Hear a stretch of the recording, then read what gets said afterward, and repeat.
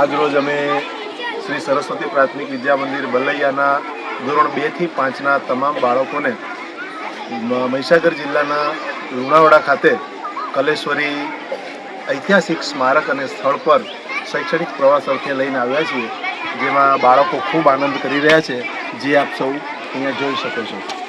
નમસ્કાર મિત્રો, હાલમાં અમે આવ્યા છીએ લુણાવાડાના કલેશ્વરી મુકામે અમારી શાળાનો શૈક્ષણિક પ્રવાસ 2026 નિમિત્તે બાળકોને કલેશ્વરીની મુલાકાત કરાવી રહ્યા છીએ। હાલમાં અમે છીએ સ્નાનકુંડ પર અને બાળકો આ સ્નાનકુંડની પરિક્રમા કરીને ખૂબ જ આનંદ કરી રહ્યા છે, ખૂબ જ મજા આવી રહી છે।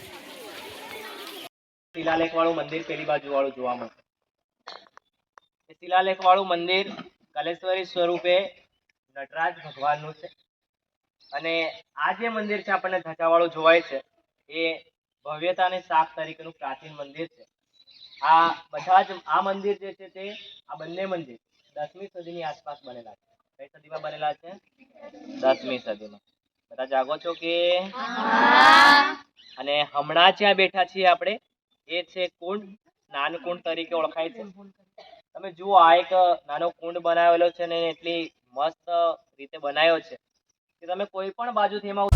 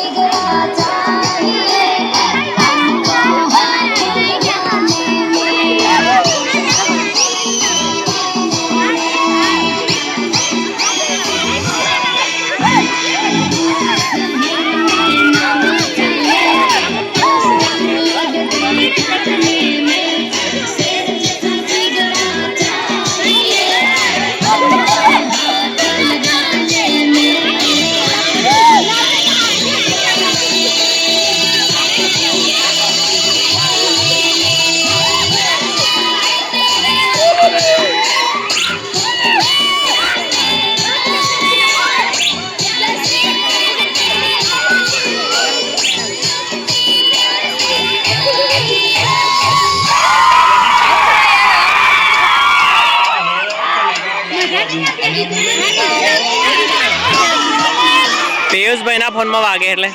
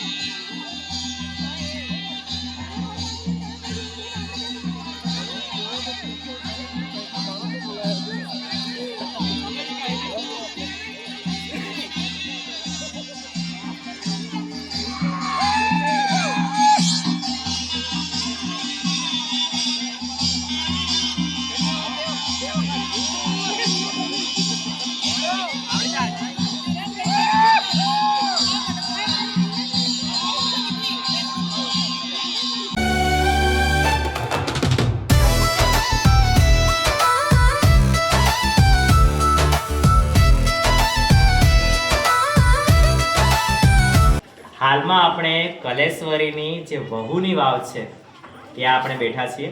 વહુની વાવને અહીંયા જોઈએ તો આપણને સમજાય કે પહેલાના સમયમાં રાજા મહારાજાના સમયમાં આ લોકોએ પાણીના સંગ્રહ માટે આવી વાવ બનાવી હતી. આ વહુની વાવ નામ પાડવાનું મુખ્ય કારણ એ હતું કે જ્યારે એ સમયમાં કોઈ નવી વહુ આવતી ત્યારે આ વાવમાં પાણી ભરવા માટે આવતી હતી. તમે જુઓ તો આ પાણીના પગથિયા છે, એટલે અત્યારે આપણે કૂવામાંથી પાણી કાઢવું હોય તો દોરડા વડે કાઢીએ. એ વખતે કદાચ દોરડા હશે કે નહીં ખબર નહીં, પણ એ લોકોએ કોઈને પાણી પીવું છે, કોઈ પ્રવાસીઓ અહીંયા મુલાકાત માટે આવે છે, પાણી પીવા માટે એ લોકોએ છેક નીચે સુધી પગથિયા, તમે જેટલે નીચે જશો ત્યાં છેક સુધી પગથિયા છે. પાણી એકદમ ચોખ્ખું છે, એટલે આ એક પાણી બચાવવા માટે બનાવેલી વાવ છે. અને આ બેન નંદા પ્રકારની વાવ છે, બરાબર ને? આ એક નંદા પ્રકારની વાવ છે, આપણે ભણવાનું આવે છે.